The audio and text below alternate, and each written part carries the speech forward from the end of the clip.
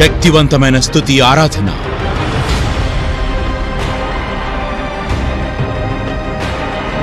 బలమైన వాక్య సందేశం,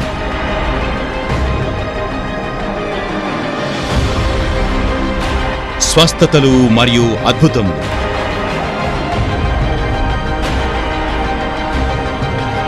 మీరే మందిరమునకు వెళ్ళని వారైతే రండి, ప్రభువుతో కలిసి ఆరాధిద్దాం, దైవికమైన ఆశీర్వాదాలు పొందుదాం.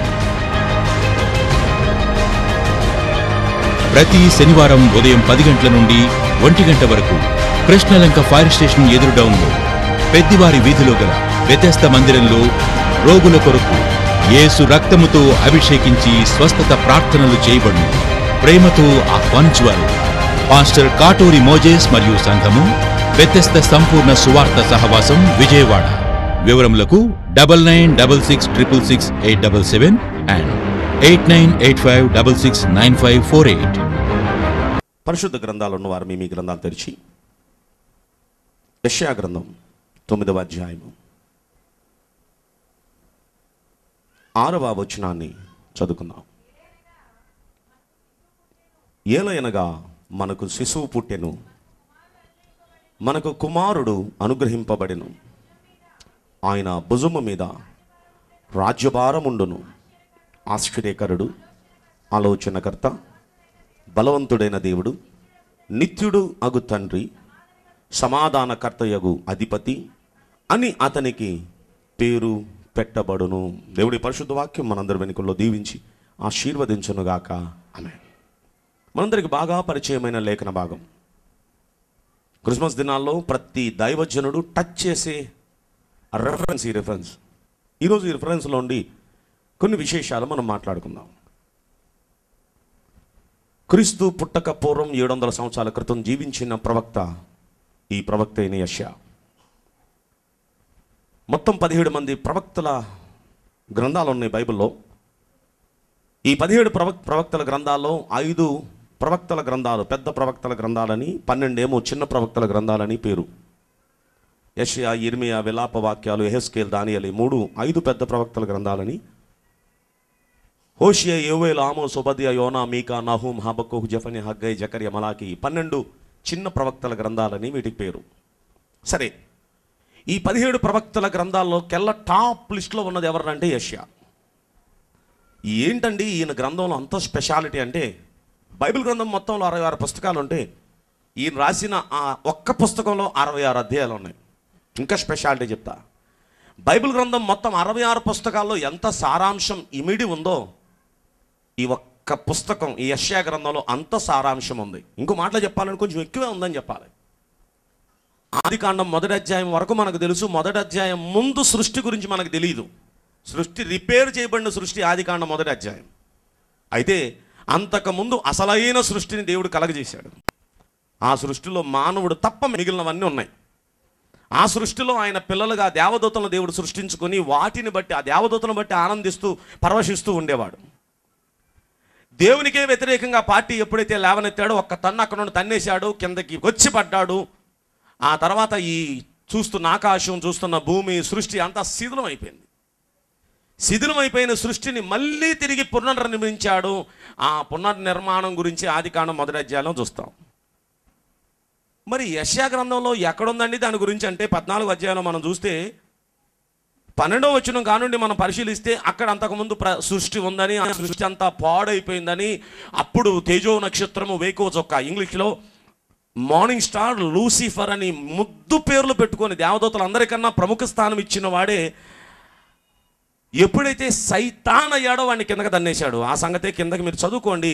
ఆ కింద మనం ఒక్కసారి పరిశీలిస్తే ఆ 17వ వచనంలో అంటాడు, భూమిని కంబింపజేసి రాజ్యములను వణికించిన వాడు ఇతడేనా, ఈ లూసిఫర్ గాడేనా?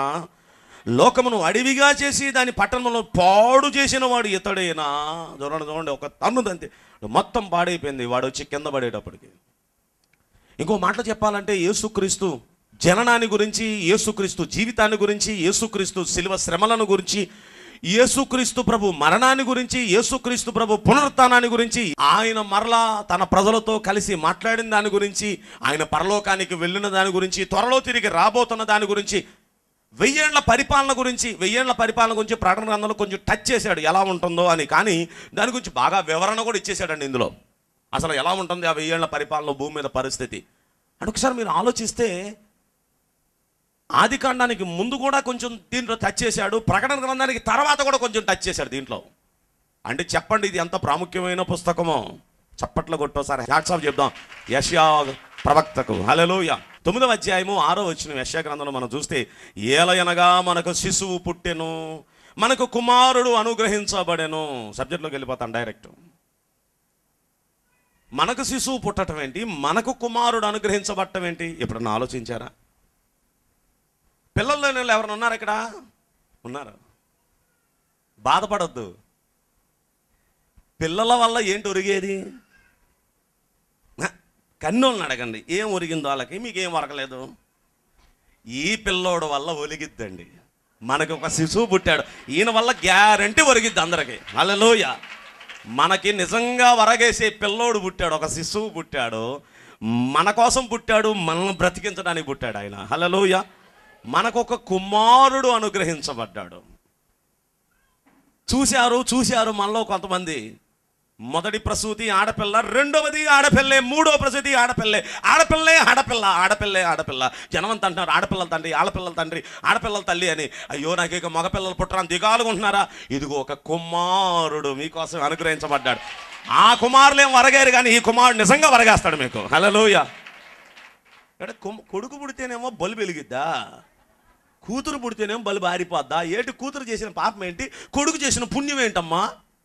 ఒకసారి ఆలోచించ. నీకేం తెలుసయ్యా, కొడుకు పుట్టేశాడు, కూతురు పుట్టేసింది కాబట్టి ఆ లోటు మీకు తెలియదు అంటారా?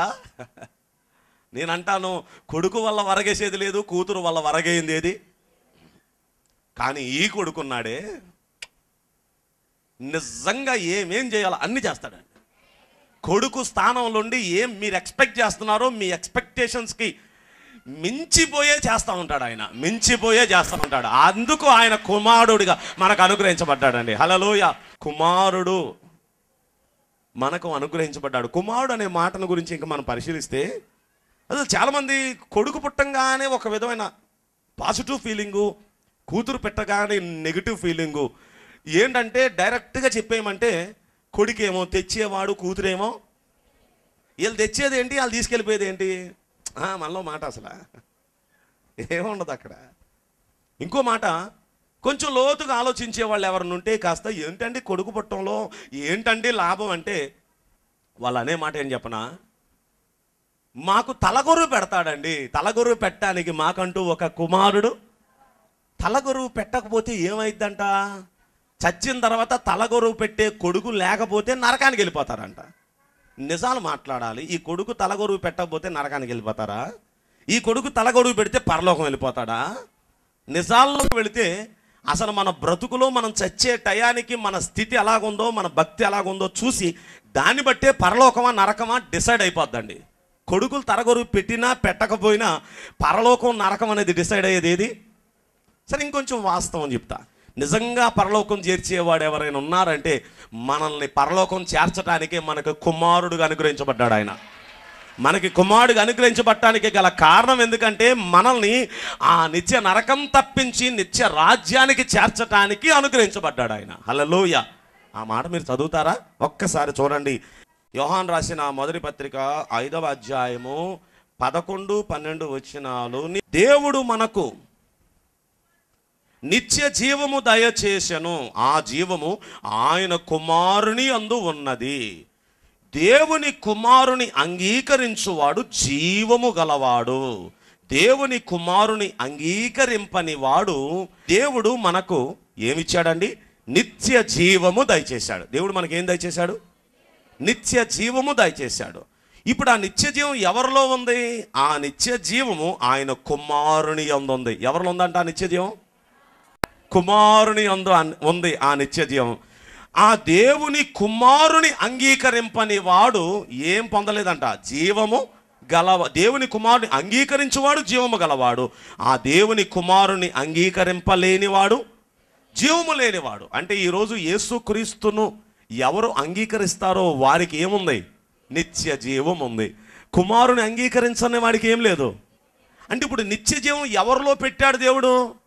అబ్బా, అంటే ఇప్పుడు ఈ కుమారుల్లో నిత్య జీవం పెట్టి మనకిచ్చాడండి.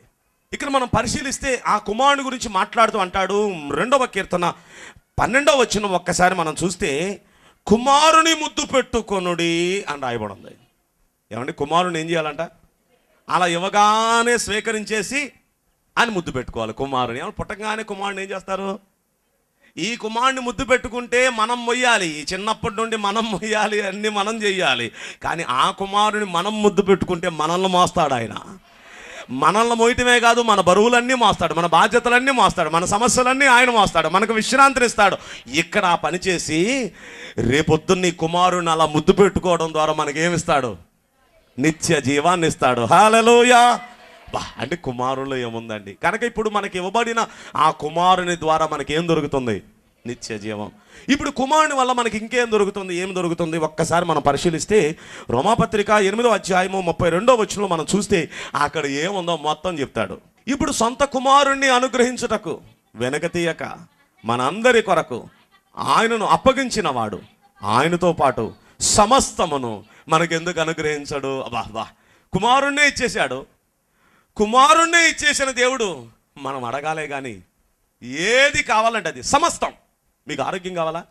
తీసుకో. మీకు ఆర్థిక అభివృద్ధి కావాలా? తీసుకో. మీ కుటుంబ సమస్యలు విడుదల కావాలా? తీసుకో. ఏం కావాలి మీకు? మీకేం కావాలో సమస్తం మీకు ఇచ్చేస్తాడు, అంతే. ఆమేన్ చెప్పండి. కుమారుణ్ణే ఇచ్చిన దేవుడు మనకి ఏది కావాలంటే అది. అంటే ఇప్పుడు ఎవరి ద్వారా? ఇది కూడా మొదటి కుమారుణ్ణి అలా తీసుకొని నాకు కుమారుడు పుట్టాడు అంటం వల్ల ఆ కుమారుని వల్ల నిత్య జీవం ఉంది మనకి. రెండవది, ఆ కుమారుని వల్ల మనకి ఏం కావాలంటే అది. బైబిల్లో మాట రాయబడి ఉంది, మీకు ఏం కావాలి అడగండి, మీ సంతోషం పరిపూర్ణం అడగండి. అయితే నా పేరు పెట్టి అడగండి. మీరు ఎవరి పేరు పెట్టి అడగాలి? యేసయ్య పేరు. ఆ యేసయ్య పేరు చెప్తే చాలు మనకేం కావాలి అది. నా నామమున మీరు తండ్రిని ఏది అడుగుదురో అది ఆయన మీకు, అంటే మనకి ఏం కావాలో అది ఆయన ఇచ్చేస్తాడు. ఎప్పుడంటే ఆయన పేరు పెట్టి. అందుకే మనం ప్రార్థన గంట చేయనివ్వండి, 2 గంటలు చేయనివ్వండి, ప్రార్థన అంతా ముగించే లోపు ఈ మనవులన్నీ యేసు నామమున అడుగుచున్నాం తండ్రి. ఎవరిని అడుగుతున్నాం? ఇంతకీ తండ్రిని అడుగుతున్నాం. ఎవరి పేరు చెప్పి అడుగుతున్నాం? అంటే ఇప్పుడు మనకి ఏం కావాలో అది మనం పొందాలంటే కుమారుని పేరు చెప్తేనే తండ్రి మనల్ని స్వీకరిస్తాడు, కుమారుడి పేరు చెప్తేనే తండ్రి మనకిస్తాడు. అంటే ఇప్పుడు మనకు కావాల్సినవి అన్నీ ఇవ్వాలంటే తండ్రి ఎవరి పేరున? అంటే ఇప్పుడు కుమారుని వల్ల ఎంత పేరు ఉందండి? ఒకరి నిత్య జీవం, 2 ఏది కావాలంటే అది చాలు ఆయన పేరు చెప్తే మనకి. హల్లెలూయా. మనకు కుమారుడు అనుగ్రహించబడ్డాడు. ఇంకొక మాట చెప్తా, 3వ మాట. హెబ్రీయులకు రాసిన పత్రిక 1వ అధ్యాయము 1వ వచనం కానీ నేను చదువుతున్నాను చూడండి. పూర్వకాలమందు నానా సమయములలో నానా విధములుగా ప్రవక్తల ద్వారా మన పితరులతో మాట్లాడిన దేవుడు ఈ దినముల అంతమందు కుమారుని ద్వారా మనతో మాట్లాడెను. ఆయన ఆ కుమారుని సమస్తమునకు వారసునిగా నియమించెను. ఆయన ద్వారా ప్రపంచములను నిర్మించెను. ఇప్పుడు ఆ కుమారుడు ఎక్కడ కూర్చున్నాడో లాస్ట్ 4వ వచనం లాస్ట్లో చదివితే, ఉన్నత లోకమందు మహామహుడగు దేవుని కుడి పార్శ్వమందు కూర్చున్నాడు ఆయన. హల్లెలూయా. పూర్వకాలం అందంట, పాత నిబంధనలో ఉన్న భక్తులందరితో దేవుడు ఎలా మాట్లాడాడంట? నానా సమయములలో నానా విధములుగా ప్రవక్తల ద్వారా మన పితరులందరితో, పాత నిబంధన భక్తులందరితో ప్రవక్తల ద్వారా మాట్లాడిన దేవుడు ఇప్పుడు ఎవరి ద్వారా మాట్లాడుతున్నాడు? ఆయన కుమారుని ద్వారా మాట్లాడుతున్నాడు. హల్లెలూయా. ఇప్పుడు ఆ కుమారుడు ఎక్కడ కూర్చున్నాడు?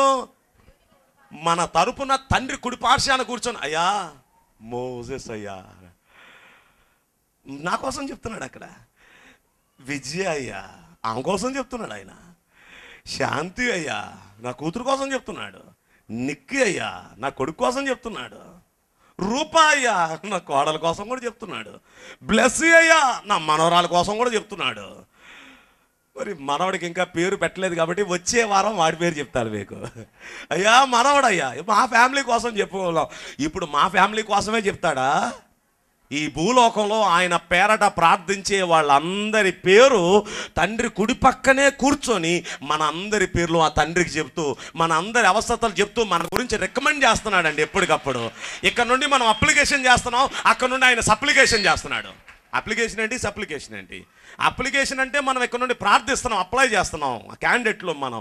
కానీ సప్లికేషన్ అంటే విజ్ఞాపన. ఆయన మన కోసం తండ్రి కుడి పక్కనే ఉండి, అయ్యా కొంచెం మోజెస్ చాలా కష్టపడతాడు అయ్యా, కొంచెం ఆయన చేయవాడికి. ఎవరితో చెప్తున్నాడు? నా తరపున ప్రార్థించే నా కొడుకున్నాడు తండ్రి పక్కన. ఎవరి పక్కన? ఏమండి, నా కొడుకునరే నా కోసం కొంచెం చెప్పరా అని నా కొడుకు చెప్పాలా? చెప్పక్కర్లా. ఆడు వెళ్ళాడంటే నా కోసం ఏదైనా చెప్పాలంటే వాడు బ్లడ్ కారిపోతున్నా సరే నా కోసం చెప్తాడు. మా డాడీ చాలా మంచోడు, మా డాడీ చాలా మంచోడు చెప్తాడా లేదా? ఆడికి అరే నా కోసం కొంచెం సాక్ష్యం చెప్పరా, నేను మంచోడు అని చెప్పరా అని చెప్పక్కర్లా నా కొడుక్కి. నాకు అక్కడ ఒక కుమారుడు అనుగ్రహించబడ్డాడు నా తరపున తండ్రికి ప్రార్థన చేయటానికి, నా కోసం రికమెండ్ చేయటానికి నాకు ఒక కుమారుడు అక్కడ ఉన్నాడు. తండ్రి కుడి పక్కనే ఉండి కష్టపడుతున్నాడు, కాస్త చాలా టెన్షన్ పడుతున్నాడు, కాస్త ఆయన కోసం ఏదో నా కోసం ప్రార్థించి ఆయన ఉండగా నేను ఎందుకు ఎక్కడ టెన్షన్ పడాలి? హల్లెలూయా, హల్లెలూయా. ఇక 4వ మాట, మన పాపాల శిక్ష మన కుమారుడు అనుగ్రహించబడి, ఆ కుమారుడు అనుగ్రహించి మన శిక్ష నుండి తప్పించి రక్షణకు వారసులుగా దేవుడు చేశాడు. హల్లెలూయా. 5వ మాట, ఆ తండ్రి పక్కనే ఆయనకు ఒక ఇల్లు ఉంది మన కుమారునికి, కుమారుని పక్కనే మనకు కూడా ఇల్లు కట్టడానికి వెళ్ళాడు. ఇల్లు పూర్తయిపోయిన తర్వాత మనందరినీ ఆ ఇంటికి తీసుకువెళ్ళటానికి మన కుమారుడు త్వరగా, అలాంటి కుమారుడు మనకు అనుగ్రహించబడ్డాడు. అంటే ఇప్పుడు ఇది హ్యాపీ క్రిస్మస్ కాదా? కుమారుడు అనుగ్రహించబడ్డాడు. ఇప్పుడు క్రిస్మస్ దినాలు. క్రిస్మస్ దినాల్లో మనం ఏం చేయాలి? ఏం చేస్తున్నారు? మనం ఏం చేయాలి? అది సబ్జెక్టు. క్రిస్మస్ దినాలు వచ్చినాయి అంటే ఇల్లన్నీ ఎలా ఉంటుందంటే, ఇవాళ చూడండి కొంతమంది పలసపడ్డారు, చూడండి కొంతమంది వీళ్ళంతా ఇంటి శుభ్రంలో ఉన్నారు. వీళ్ళు ఇల్లు డెకరేషన్లో, ఇల్లు శుభ్రంలో, పిండి వంటలు వండుకోవడంలో నిమగ్నమైపోయి ఉన్నారు దానిలో. అవునంటారా కాదంటారా? బయట లోపల అన్ని సున్నాలు వేయటం, ఇల్లంతా కడగడం, అది ఇప్పుడే అంటే క్రిస్మస్ వచ్చిందని చేయాలన్నమాట. ఇది ఒక రకమైన బిజీ. సరే, ఈ బిజీ అయిందిరా అంటే మళ్ళీ పిండి వంటలు, ఆ బిజీ అయిందిరా అంటే ఇప్పుడు బట్టల షాపు, అంటే పిండి వంటల క్రిస్మస్, సున్నాల క్రిస్మస్, బట్టల క్రిస్మస్ ఇక్కడ అయిపోయిందిరా అంటే అవలా. ఇక డెకరేషన్ స్టార్ట్. ఇంటి బయట ఒక క్రిస్మస్ ట్రీ, ఇల్లంతా డెకరేషన్, ఇంటి పైన ఒక స్టార్, ఇంటికి డబ్బులుంటే లైటింగ్, బోరలు, జెండాలు, గంటలు, రకరకాలు అన్నీ వచ్చేస్తాయి కదా. అంటే ఇప్పుడు అన్నీ ఏంటిది? క్రిస్మస్ హడావిడి. మన క్రిస్మస్ దీంతో ఉన్న క్రిస్మసా, లేకపోతే మన క్రిస్మస్ ఎలా ఉండాలి? ఫస్ట్ క్రిస్మస్ ఎలా చేశారు? ఇందులో ఏమైనా ఉన్నాయా ఆ ఫస్ట్ క్రిస్మస్లో? అసలు ఫస్ట్ క్రిస్మస్ ఎలా చేశారు అన్నది ఇప్పుడు మనం కన్యమరియ చేసిన క్రిస్మస్ దగ్గరికి వెళదాం. ఆమె క్రిస్మస్లో ఏముందో ఒక్కసారి మనం చూద్దాం. చూడండి, లూకా శుభవార్త 1వ అధ్యాయము 46వ వచనం. ప్రభు ఆమెకు తెలియజేయించిన మాటలు సిద్ధించును గనుక నమ్మిన ఆమె ధన్యురాలు అనెను. అప్పుడు మరియ ఇట్లనెను, నా ప్రాణము ప్రభువును గణపరచుచున్నది, ఆయన తన దాసురాలి దీన స్థితిని కటాక్షించెను, నా ఆత్మ నా రక్షకుడైన దేవుని యందు ఆనందించెను, సర్వశక్తుడు నాకు గొప్ప కార్యములు చేసెను గనక ఇది మొదలుకొని అన్ని తరముల వారు నన్ను ధన్యురాలు అందరూ, ఆయన నామము పరిశుద్ధము. చూడండి ఈమెమంటుంది? అప్పుడు మరియ ఇట్లనెను, నా ప్రాణము ప్రభువును. చెప్పండి ఈమె ఏం చేస్తుంది? ఈమె ప్రాణం ప్రభువుని. సున్నాలు ఉన్నాయి ఆమెకి, ఇల్లు దుడుపుడు ఉందా, ఇల్లు కడుగుడు ఉందా, డెకరేషన్ ఉందా, ఒంటికి ఏమైనా రకరకాల వెరైటీ డ్రెస్సులు ఉన్నాయా, పిండి వంటలు ఉన్నాయా, బిర్యానీలు ఉన్నాయా, స్టార్లు ఉన్నాయా? ఏమీ లేవు. కానీ ప్రభుని గణపరుస్తున్నామే. క్రిస్మస్ అంటే క్రిస్టస్ మాసే అనే పదం నుండి, గ్రీక్ పదం నుండి వచ్చిందండి క్రిస్మస్. దాని అర్థం ఏంటో చెప్పనా? క్రీస్తును ఆరాధించుట, క్రీస్తును గణపరచుట. అది మానేస్తుంది ఈ క్రైస్తవ లోకం, మిగతా అన్నీ చేస్తుందండి. క్రిస్మస్ దినాలలో ప్రభువును ఆరాధించిన క్రిస్మస్, ప్రభువుని గణపరచని క్రిస్మస్, అదొక క్రిస్మస్సా? ఇంతకీ మన ఇళ్లలో జరుగుతుంది అది ఏ క్రిస్మస్? ఒకసారి ఆలోచించండి. క్రీస్తును గణపరిచే వారు ఎక్కడుంటారో అక్కడ క్రీస్తు ఉంటాడండి. క్రీస్తును కలిగిన క్రిస్మస్గా ఈ క్రిస్మస్ మనం ఆచరిద్దాం. హల్లెలూయా. ఇప్పుడు చూడండి, ఆమె క్రిస్మస్ ఎందుకంటే రియల్ క్రిస్మస్ అయింది, ఆమె ప్రభువును గణపరుస్తుంది. ఈరోజు మనం కూడా మన క్రిస్మస్ రియల్ క్రిస్మస్ కావాలంటే, రియల్ క్రిస్మస్ కాకుండా రియల్ క్రిస్మస్ కావాలంటే, రియల్ క్రిస్మస్ ఏంటి, రియల్ క్రిస్మస్ ఏంటి? రియల్ అంటే సినిమా అన్నమాట, సినిమా రకం క్రిస్మస్ కాకుండా నిజమైన క్రిస్మస్ మనం చూడాలి అంటే మన క్రిస్మస్లో ప్రభు ఉండాలి. ప్రభు ఉండాలంటే మన క్రిస్మస్ దినాల్లో మనం ఏం చేయాలి? ఇంతకు ముందు ప్రభుని గణపరిచిన దానికన్నా, ప్రభుని స్తుతించిన దానికన్నా ఈ క్రిస్మస్ దినాల్లో మరి ఎక్కువ ప్రభుని స్తుతించండి. ఏ ఇంట్లో స్తుతి స్తోత్రాలు ఉంటాయో ఆ ఇంట్లోకి ఆయన దిగొస్తారండి. హల్లెలూయా. నేను అనేది ప్రభువుని స్తుతించే కుటుంబాలుగా ఈ క్రిస్మస్ దినాల్లో మనందరి కుటుంబాలు ఉండాలి. ప్రభువుని గణపరిచే కుటుంబాలుగా మన కుటుంబాలు ఉండాలి. కాబట్టి మన సంఘ బిడ్డలంతా, మీరంతా ఈ క్రిస్మస్ దినాల్లో మరెక్కువ స్తుతించండి. డెకరేషన్స్ లేకపోయినా పర్లేదు, సున్నాలు లేకపోయినా పర్లేదు, కొత్త బట్టలు లేకపోయినా పర్లేదు, పిండి వంటలు లేకపోయినా పర్లేదు, ఇవేమీ లేకపోయినా పర్లేదు, ప్రభువుని స్తుతించండి, ప్రభువుని గణపరచండి. అలా ప్రభువుని గణపరిస్తే ఆ ప్రభు దిగొస్తాడు మీ ఇంట్లోకి. ప్రభు దిగొచ్చాడో మీ ఇంట్లోని ఒక స్వర్గాన్ని ఎంజాయ్ చేస్తారు. మీ ఇంట్లో ఉన్న సమస్యలను తొలగించేస్తాడు, మీకున్న వ్యాధులు తొలగించేస్తాడు, మీకున్న ప్రతి ఆర్థిక ఇబ్బందులు తొలగించేస్తాడు, మీకున్న అప్పులు తొలగించేస్తాడు, మీ జీవితంలో ఆనందం, సంతోషం ఆయన అనుగ్రహిస్తాడు. హల్లెలూయా. ప్రభు మీ ఇంట్లోకి క్రిస్మస్ దినాల్లో దిగివచ్చునుగాక. ఆమేన్ చెప్పండి. ఆయన దిగి రావాలంటే మన ఇంట్లో ఎలాంటి క్రిస్మస్ జరగాలి? నిజమైన క్రిస్మస్. ఆయన జరగాలంటే ఆయన రావాలంటే ఏం చేయాలి? ఆమె ప్రభుని గణపరుస్తుంది. ఎలా గణపరుస్తుందో చూడండి. ఆమె ప్రాణం ప్రభుని గణపరుస్తుంది. అక్కడ అంటుంది, నా తన దాసురాలి దీన స్థితి ఆయన కటాక్షించాడు. నా రక్షకుడు అంటుందో చూడండి, సర్వశక్తిమంతుడు అంటుందో చూడండి. అందు మాత్రమే కాదు, ఆయన పరిశుద్ధుడు అంటుంది. అంటే ఆయన నామాన్ని గణపరుస్తుందండి. అక్కడ ఆయన నామాన్ని గణపరుస్తుంది. కాబట్టి ఈ క్రిస్మస్ దినాల్లో మరి ఎక్కువ ప్రభుని గణపరుద్దాం. కన్య మరియనా ఆయన్ని గణపరిచేది? ఇంకెవరైనా గణపరుస్తున్నారా అంటే దేవదూతలు కూడా ప్రభుని గణపరుస్తున్నారండి క్రిస్మస్ దినాల్లో. ఫస్ట్ క్రిస్మస్ మెసేజ్ చెప్పింది ఎవర్రా అంటే దేవదూతలే. దేవదూతలు గాబ్రియేలు దూత భూమి మీదకి వచ్చి ఆ భూమి మీద గొర్రెల కాపరులకి క్రిస్మస్ మెసేజ్ ఇచ్చి, ఏంటా క్రిస్మస్ మెసేజ్? భయపడద్దు, ఇదిగో ప్రజలందరికీ కలగబో మహా సంతోషకరమైన సువర్తమానం నేను మీకు తెలియజేస్తున్నాను. దావీదు పట్టణమందు నేడు రక్షకుడు మీ కొరకు పుట్టి ఉన్నాడు. ఈ మెసేజ్ గొర్రెల కాపరులకి దేవదూత చెప్పి, అప్పుడు ఈ భూమి మీద నిలబడి క్రిస్మస్ పాట పాడుతూ దేవుణ్ణి స్తుతించడం గాబ్రియేలు దూత ఆరంభిస్తే అక్కడ రాయబడి ఉంది 13వ వచనం చూడండి. వెంటనే పరలోక సైన్య సమూహం ఆ దూతతో కూడా ఉండి, సర్వోన్నతమైన స్థలములలో దేవునికి మహిమయు, ఆయనకి ఇష్టలైన మనుషులకు భూమి మీద సమాధానము కలుగును గాక అని దేవుని చెప్పాలి, దేవుని స్తోత్రము చేయుచుండెను. అంటే దేవదూతలు ఇప్పుడు కిందకు ఒక దూత వచ్చి భూమి మీద నిలబడి స్వరమెత్తి సర్వోన్నతమైన స్థలములలో దేవునికి మహిమ అంటూ ఆ దేవుని మహింపరుస్తుండే పరలోకంలో ఉన్న దేవదూతలంతా కూడా ఈ దూతతో కూడా కలిసి అందరూ అటు పరలోకం భూలోకం కలిసి దేవుణ్ణి స్తుతిస్తున్నారండి క్రిస్మస్ దినాల్లో. హల్లెలూయా. నీవు నీ ఇంటిలో మోకాల్లోని దేవుణ్ణి స్తుతిస్తూ ఉంటే నీతో పాటు పరలోకం కూడా ఏకీభవిస్తుంది. పరలోకం దిగొస్తుంది నీ ఇంట్లోకి. నీ ఇంట్లో ఒక పరలోక ఆనందాన్ని అనుభవిస్తావు. హల్లెలూయా.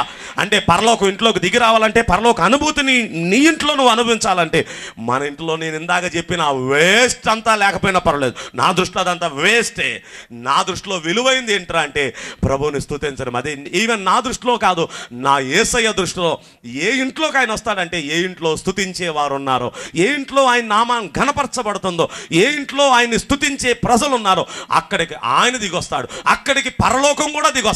పరలోకం భూలోకం ఏకమైపోయిందండి ఆ క్రిస్మస్లో. ఈ క్రిస్మస్లో మీ ఇంట్లో పరలోకం భూలోకం ఏకం అవ్వాలి. మీ ఇల్లు ఒక పరలోకంగా ఎంజాయ్ చేయాలి మీరు. హల్లెలూయా. ఎందరు కోరుకున్నారు నా ఇంట్లో ఒక పరలోకం ఎంజాయ్ చేయాలని? ఈ క్రిస్మస్ దినాల్లో ఒక పరలోకం, ఒక హెవెన్ నేను ఎంజాయ్ చేయాలి నా ఇంట్లో. ఆమేన్. మీరు విశ్వసించిన ప్రకారం, మీరు కోరుకున్న ప్రకారం మీరు అనుభవించుదురుగాక. ఆమేన్ చెప్పండి. ఇక మూడవ సంగతి చెప్తాను చూడండి. కాస్త ముందుకెళ్తే గొర్రెల కాపర్లకి ఆ ఇన్ఫర్మేషన్ విన్న తర్వాత వాళ్ళు కూడా వచ్చారండి. వారు వెంటనే ఒకరినొకరు పురుగొల్పుకొని, అరే రండ్రా చూద్దాం యేసేనని గబగబ వచ్చారండి. యేసేను కనుగొన్నారండి, ఆయన ఆరాధించారండి, సంతోషించారండి. ఇప్పుడు వారు మరి ఏమైనా తీసుకొచ్చారో, ఏమైనా ఇచ్చారో లేదో సంగతి అక్కడ రాయబడలేదు. కానీ ఇప్పుడు అక్కడ నుండి ఏం చేశారో 20వ వచనం నేను చదువుతున్నాను చూడండి. అంతటా ఆ గొర్రెల కాపర్లు తమతో చెప్పబడినట్టుగా తాము విన్న వాటిని కన్న వాటిని గూర్చి దేవుని మహిమపరచుచు స్తోత్రము చేయుచు తిరిగి వెళ్ళిరి. అంటే వీరి క్రిస్మస్లో కూడా ఏముంది? దేవుని మహిమ ఉంది, దేవుని స్తోత్రం. ఇందాక నేను చెప్పిన ఏం లేవా ఇలా ముగ్గురు దగ్గర? ఏం లేవు. అవి ఏం లేవు. ఉండాల్సింది ఉంది, అనవసరమైనవన్నీ లేవు వాళ్ళ దగ్గర. మరి మన దగ్గర అనవసరమైనవి ఉన్నాయి, కానీ ఉండాల్సిన అసలైంది ఇక్కడ చూడండి. ఈ గొర్రెల కాపరులు వారు ఏమైతే విన్నారో, ఏమైతే కన్నారో, అంటే కల్లారా చూశారో, వాటిని గూర్చి దేవుణ్ణి మహిమపరచుచు ఆయనకి స్తోత్రం చేస్తూ అంటే వారి క్రిస్మస్లో కూడా దేవుని స్తోత్రాలు ఉన్నాయి, దేవుని మహిమ ఉంది, దేవుని ఘనత ఉంది. చప్పలు కొట్టి ఒకసారి దేవునికి స్తోత్రం చెల్లించండి. హల్లెలూయా. గొర్రెల కాపర్లు క్రిస్మస్ ఎంజాయ్ చేశారు. ఆ క్రిస్మస్లో వారి దగ్గర ఏముంది? స్తుతి ఉంది. నాలుగో వ్యక్తి దగ్గర తీసుకెళ్తానండి. అదే లూకాసు వార్త, పేజ్ తిప్పకుండా అదే 2వ అధ్యాయము 25వ వచనం కారణం చదువుతా. యెరూషలేమునందు సిమియోను అను ఒక మనుష్యుడు ఉండెను. అతడు నీతిమంతుడును భక్తిపరుడునై ఉండి ఇశ్రాయేలు యొక్క ఆదరణ కొరకు కనిపెట్టువాడు. పరిశుద్ధాత్మ అతని మీద ఉండెను. అతడు ప్రభు యొక్క క్రీస్తును చూడక మునుపు మరణము పొందడు అని అతనికి పరిశుద్ధాత్మ చేత బయలుపరచబడి ఉండెను. ఆత్మవశుడై అతడు దేవాలయములోనికి వచ్చాను. అంతటా ధర్మశాస్త్ర పద్ధతి చొప్పున ఆయన విషయమై జరిగించుటకు తల్లిదండ్రులు శిశువైన యేసును దేవాలయంలోనికి తీసుకొని వచ్చినప్పుడు అతడు తన చేతులలో ఆయనను ఎత్తుకొని ముద్దాడి లాలిపాట పాడి, ఏం లేవా? చేతులతో ఎత్తుకోగానే చేసేది పని ఇది కదా మనం. కానీ ఆయన ఏం చేశాడు చూడండి, అంత సీనియర్ మోస్ట్ పాస్టర్. ధర్మశాస్త్ర పద్ధతి చొప్పున యేసుక్రీస్తును ప్రథమ పుత్రుడు కాబట్టి ఆయన దేవునికి ప్రతిష్ఠించడానికి తీసుకుని వచ్చారండి దేవాలయంలోకి. ఇప్పుడు దేవాలయం తీసుకొని వచ్చి ఆ సిమియోన్ గారు సీనియర్ పాస్టర్ గారు చేతుల్లో పెట్టారండి. ఆయన అలా చేతుల్లో తీసుకోగానే ఆ టచ్, ఆ స్పర్శ తగలంగానే ఈయన ప్రవచించి ఆయన దేవుణ్ణి స్తుతించడం ప్రారంభించాడు. ఏమని చూడండి, అలా చేతుల్లోనికి తీసుకొని అతడు తన చేతులతో ఆయనను ఎత్తుకొని దేవుని స్తుతించుచు ఇట్లనెను, నాదా ఇప్పుడు నీ మాట చెప్పున సమాధానముతో నీ దాసుని పోనిచ్చుచున్నావు. అంటే ఇక పోయినా పర్లేదయ్యా, సమాధానంగా చూడాల్సింది కళ్ళారా చూశానయ్యా, ఇప్పుడు నీ దాసుని పోయినా పర్లేదు, నేను పోనిస్తున్నానయ్యా అంటూ ఏమంటాడు చూడండి, అన్యజనులకు నిన్ను బయలుపరచుటకు వెలుగుగాను నీ ప్రజలైన ఇశ్రాయేలీయులకు మహిమగాను నీవు సకల ప్రజల ఎదుట సిద్ధపరిచిన నీ రక్షణను నేను కన్నులారా రక్షణను చూచారు. రక్షకుడు చూచాడు. ఏమంటున్నాడంటే, రక్షణను చూచాను కన్నులారా. చచ్చిపోయిన పర్లేదు, ఇక నేను రక్షకుడిని ఎత్తుకొని ప్రవచిస్తున్నాడు. ఆయన ప్రవచిస్తూ ఏమంటాడు, ముందు దేవుణ్ణి నేను అంటాను. అంతా ఇన్సిడెంట్ అంతా రాయటానికి అంత టైం ఎక్కడ ఉండదండి. ఎంతసేపు స్తుతించాడో, ఆయన ఆత్మలో ఎంతసేపు ఆనందించాడో, ఆయన దేవుని స్తుతించేశాడండి. అంటే సీనియర్ మోస్ట్ పాస్టర్ గారు ఆ క్రిస్మస్ దినాన్న అలా చేతుల్లో పట్టుకొని ఏం చేశాడు, ఆయన దగ్గర నేను ఇందాక చెప్పిన వేస్ట్ ఏమైనా ఉందా? డెకరేషన్లకి ఏం లేవు. కానీ ఆయన దగ్గర కూడా ఏముంది? స్తుతి ఏముంది? దేవుని స్తుతి ఏముంది? వాళ్ళ దగ్గర ఏం లేదు. ఈ పిండి వంటలు లేవు, డెకరేషన్ లేవు, సున్నాలు లేవు, కొత్త బట్టలు లేవు. ఇప్పుడు మన కళ్ళకు కనపడే ఇవేమి ఈ దిన సోకాల్డ్ క్రిస్టియన్స్ అన్ని చేసేవి ఏమి వీళ్ళ దగ్గర. కానీ వాళ్ళందరి దగ్గర సమిష్టిగా, వాళ్ళు ఇప్పుడు వరకు చెప్పిన వాళ్ళందరి దగ్గర సమిష్టిగా ఉన్నది. ఒక్క పేజీలోనే కానీ అన్నీ చూపించాను మీకు. వాళ్ళందరి దగ్గర ఉన్నది ఏంటండి? దేవుని స్తుతి, దేవుని స్తోత్రం. ఈరోజు ఉండాల్సిన అసలైంది మీ దగ్గర ఉందా? లేకపోతే మిగిలిన ఎన్నో ఉన్నాయి, ఆ ఒక్కటే లేదండి అంటారా? ఆ ఒక్కటే మీ ఇంటిని స్వర్గంగా మార్చగలదు. ఆ ఒక్కటే మీ జీవితంలో మీరు అసలైన శిస్సులైన ఆశీర్వాదం పొందినట్లుగా చేయగలదు. హల్లెలూయా. ఆ స్తుతి స్తోత్రాలతో మన ఇల్లు నిండునుగాక, మన ఇల్లు పండునుగాక, మన గృహాల్లో సంపూర్ణ సంతోషం ఆనందం మనం అనుభవించుదుగాక, మన గృహాలు ఒక స్వర్గసీమను తలపించునుగాక, మన గృహాలే ఒక క్రిస్మస్ ఆనందంతో నిండునుగాక. హల్లెలూయా. అలా జరగాలంటే ఈ సంవత్సరం క్రిస్మస్కి మన ఇల్లంతా దేంతో నిండిపోవాలి? స్తుతితో, స్తోత్రంతో, ఆయన పొగడ్తలతో, ఆయన మహిమతో. ఇక మనం ఎటు వెళ్ళినా ఎవరి గురించి మాట్లాడదాం? ఇంట్లో ఉంటే ఎవరి గురించి మాట్లాడదాం? మందిరంలోకి వస్తే ఎవరి గురించి మాట్లాడదాం? రోడ్డు మీద ఇద్దరు కలిసి నడుచుకుంటూ వెళ్తుంటే ఎవరి గురించి మాట్లాడదాం? ఆయన స్తుతి, ఆయన స్తోత్రం, ఆయన ధ్యాసతో మనం నిండిపోతే ఈ క్రిస్మస్ దినాల్లో నిజంగా చెప్తున్నాను, ఒక పరలోకాన్ని మీరు ఫీల్ కాబోతున్నారు. అలాంటి ఆ స్వర్గ ఆనందం మీ అందరి కుటుంబాల్లో దేవుడు అనుగ్రహించాలని మనస్ఫూర్తిగా మీ దైవజనుడిగా నేను కోరుకుంటూ ఈ కొద్ది మాటలు ముగిస్తున్నాను. దేవుడు మనందరి వెనుకల్లో ఈ మాటలు ఫలింపజేసి ఆశీర్వదించునుగాక. మా బెతెస్దా సంపూర్ణ సువార్త సహవాసం ద్వారా జరుగుతున్న ఆరాధనలకు మిమ్మల్ని ప్రేమపూర్వకంగా ఆహ్వానించుచున్నాము. మా మొదటి ఆరాధన విజయవాడ చిట్టినగర్ కలరా హాస్పిటల్ ఎదురుగా గల అప్పిగట్ల జోసెఫ్ గారు, మార్తమ్మ గారి యొక్క స్కూల్ ఆవరణములలో ప్రతి ఆదివారం ఉదయం 8 గంటల నుండి 10 గంటల వరకు ఆరాధన జరుగును. మా రెండవ ఆరాధన విజయవాడ కృష్ణలంక ఫైర్ స్టేషన్ ఎదురు డౌన్లో పెద్దివారి వీధిలో గల బెతెస్దా మందిరములో ఆదివారం ఉదయం 10 గంటల నుండి 1 గంట వరకు జరుగును. మా మూడవ ఆరాధన విజయవాడ పటమట డొంక రోడ్లో గల ఆశా ఫంక్షన్ హాల్ నందు సాయంత్రం 6:30 గంటల నుండి 8:30 గంటల వరకు జరుగును. మీరు ఏ మందిరానికి వెళ్ళని వారైతే మా మందిరానికి ప్రేమపూర్వకంగా మిమ్మల్ని ఆహ్వానించున్నాము. మా సహవాసం ద్వారా సిద్ధపరిచిన సీడీలు నన్ను రక్షించిన యేసయ్య, నన్ను ఆదరించిన యేసయ్య, నన్ను ప్రేమించిన యేసయ్య మరియు మా పుస్తకంలో పరిశుద్ధ గ్రంథంలోని కొన్ని ప్రాముఖ్యమైన విషయాలు, బాప్తిసం పొందిన ప్రతి వ్యక్తి తప్పనిసరిగా పాటించవలసిన కొన్ని నియమాలు, యేసయ్య మన కోసం ఏం చేశారు, మనకు మాదిరి చూపించిన యేసయ్య, బైబిల్ నందు ప్రతి క్రైస్తవుడు తెలుసుకోవాల్సిన కొన్ని ప్రాముఖ్యమైన విషయాలు, దేవుని ఎలా ఆరాధించాలి అనే ఈ పుస్తకములు సిద్ధంగా ఉన్నాయి. కావాల్సిన వారు మమ్మల్ని సంప్రదించండి. మమ్మల్ని సంప్రదించవలసిన మా ఫోన్ నెంబర్స్ 9966666877 8985669548.